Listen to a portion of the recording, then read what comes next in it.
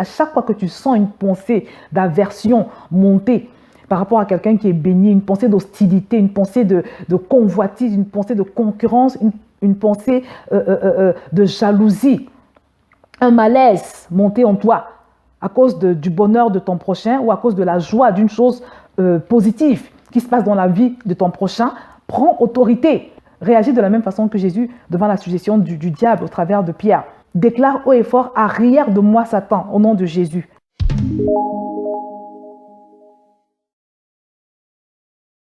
Bonjour à tous, comment vaincre la jalousie, c'est le titre de la petite exhortation d'aujourd'hui.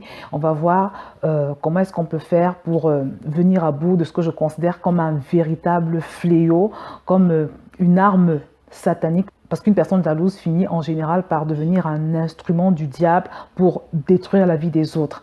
Et je me souviens d'une citation d'un homme de Dieu qui affirmait que la jalousie est une forme de sorcellerie.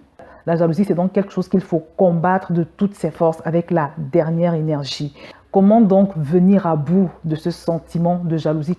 Que faire quand on se rend compte que, au lieu de nous réjouir avec ceux qui se réjouissent, comme la parole de Dieu nous le demande, le succès des autres nous met mal à l'aise. Si tu te rends compte que tu as toujours cette tendance à un esprit de concurrence, tu te sens mal quand tu vois ton frère ou ta sœur briller, tu aimes bien comparer ta vie à celle des autres, le bonheur des autres ne te réjouit pas, mais te met dans l'insécurité, dans la tristesse.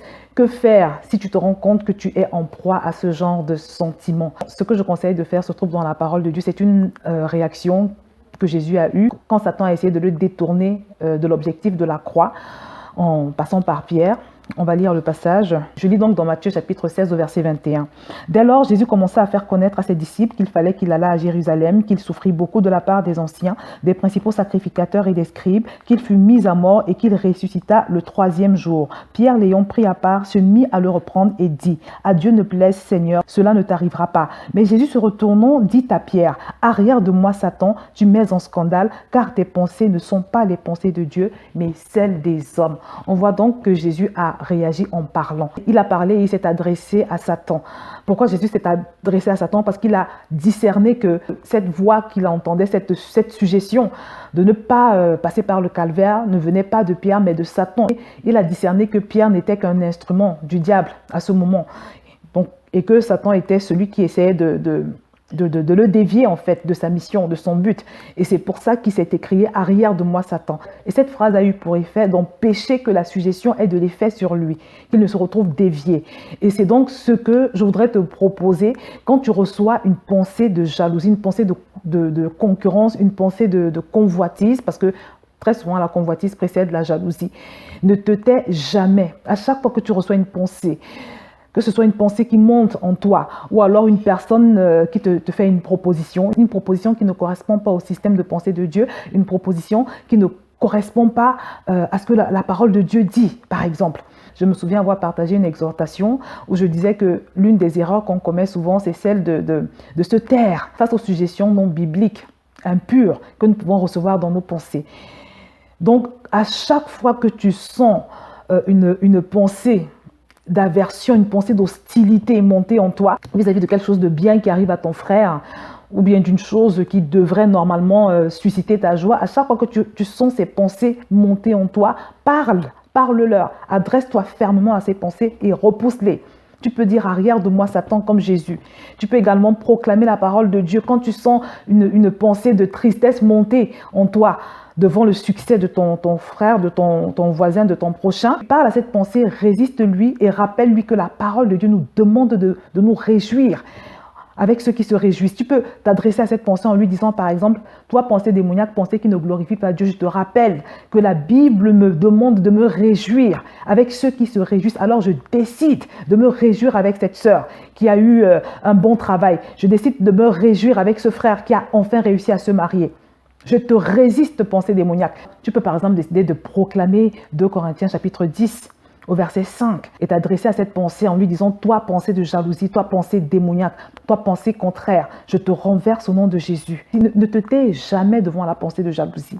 Devant la pensée de jalousie et devant toute autre pensée qui ne glorifie pas Dieu. La deuxième chose à faire, c'est de prendre conscience que cette chose que tu jalouses chez ton frère ou cette chose que tu envies chez ta sœur ne représente qu'une portion de sa vie. Il ne faut jamais envier les gens parce que parfois, nous comportons comme si nous aurions souhaité avoir la vie des autres. Parce qu'en général, cette chose que tu admires ou bien que tu jalouses chez ta sœur ou bien cette chose que tu jalouses chez ton frère, ton voisin, ton prochain, sa belle voiture, son beau mari, je sais pas ce que tu peux convoiter chez ton prochain, cette chose que tu admires ou que tu jalouses ne représente qu'une portion de sa vie. Et d'une manière générale, si Dieu te montre toute la vie de cette personne que tu jalouses, je t'assure que tu seras beaucoup moins jaloux, tu seras beaucoup moins envieux. Je vous ai parlé de cette amie que j'ai connue, qui était très belle, qui était d'une beauté vraiment époustouflante et qui était très jalousée au lycée. À chaque fois que je pense à comment cette amie avait fini sa vie, je me dis que vraiment, nous ne devrions jamais envier qui que ce soit. Parce que, je le redis, cette chose que nous envions en particulier dans la vie d'une personne ne représente qu'une infime portion de toute sa vie. Donc cette amie, je me suis rendu compte qu'elle avait eu une vie très difficile. Elle avait complètement raté sa vie sentimentale. Sa vie sentimentale était un désastre. Et pour couronner le tout, elle a été foudroyée par un cancer. Elle a dû quitter ce monde de façon précoce, de façon très précoce, en laissant deux jeunes enfants. Et à la période où elle est décédée, je n'ai pas pu m'empêcher de repenser à comment elle était quand on était au lycée. Elle était en quelque sorte la star du lycée. Elle était en vue, elle était admirée et beaucoup jalousée, comme je vous l'ai dit. Donc, souvent, nous envions et nous jalousons des personnes qui ne vont même pas durer sur cette terre. C'est-à-dire, toi qui veux avoir la vie de cette personne que tu jalouses, si Dieu te montre toute sa vie, c'est-à-dire pas seulement la chose que tu admires ou que tu as envie, si Dieu te montre toute sa vie, je suis sûre que tu seras beaucoup moins envieux ou beaucoup moins jaloux. Donc mes bien-aimés, ce n'est pas la peine de jalouser qui que ce soit. Dieu nous a tous bénis. C'est parce qu'en général, nous ne sommes pas conscients et nous ne sommes même pas reconnaissants de ce que Dieu fait pour nous. Nous ne prenons pas l'habitude de décompter les bienfaits de Dieu dans nos vies et nous ne sommes pas patients. Parce que peut-être tu as mal commencé, mais Dieu est le Dieu qui remplace les années que la sauterelle a dévorées. Je me rappelle que j'ai eu des années très difficiles au début de mon mariage, des années terribles. Mais aujourd'hui, le Seigneur est en train de restaurer les années que la sauterelle a dévorées. Donc, tu peux avoir mal commencé. Peut-être que ta vie n'est pas extraordinaire aujourd'hui, mais si tu es enfant de Dieu, crois que le Seigneur est en train de te former. Crois que le Seigneur te réserve le meilleur. Et sache que tu ne possèdes peut-être pas ces choses que tu as envie chez les autres, mais toi également, tu possèdes des atouts que les autres n'ont pas. Donc, mes bien-aimés, arrêtons d'être jaloux, arrêtons d'être envieux. C'est une attitude qui ne glorifie pas Dieu et surtout qui nous prédispose à devenir des instruments terribles entre les mains du diable. Il y a beaucoup de crimes spirituels qui ont eu lieu. Il y a des gens qui ont fini par consulter des sorciers, qui ont fini par consulter les gens du monde occulte pour faire du mal à leur prochain simplement par jalousie. La jalousie va te pousser à calomnier ton frère, à mentir sur lui parce que simplement tu veux l'évincer. Et je t'assure que ceux qui agissent ainsi finissent par s'attirer la colère de Dieu.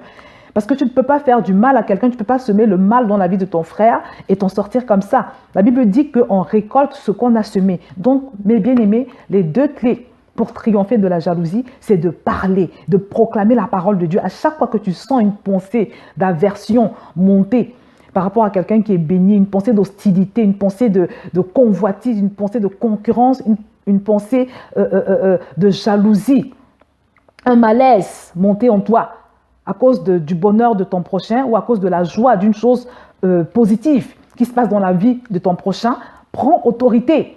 Réagis de la même façon que Jésus devant la suggestion du diable au travers de Pierre. Déclare haut et fort, arrière de moi Satan, au nom de Jésus. La deuxième chose, c'est de se dire que cette chose que tu envies, que tu jalouses chez ton prochain, ne représente qu'une infime portion de sa vie. Et sache que Dieu est juste. Et que même si tu souffres aujourd'hui, même si ta vie n'est que frustration depuis ta naissance, je te recommande de simplement t'approcher de Dieu et de t'attendre à lui. De lui faire confiance, parce qu'il est le Dieu qui va remplacer les années que la sauterelle a dévorées dans ta vie. Donc mon frère, ma soeur, tu sais désormais ce qu'il te reste à faire. Donc la prochaine fois que tu vas recevoir une pensée de jalousie, je t'invite à réagir fermement et violemment. Résiste fermement au diable et il fuira loin de toi, parce que la jalousie, c'est le diable en personne. Résiste à cette pensée et je t'assure que l'auteur de cette pensée, qui est Satan lui-même, finira par fuir loin de toi. Je vais m'arrêter là pour aujourd'hui et je te dis à très bientôt sur VTV.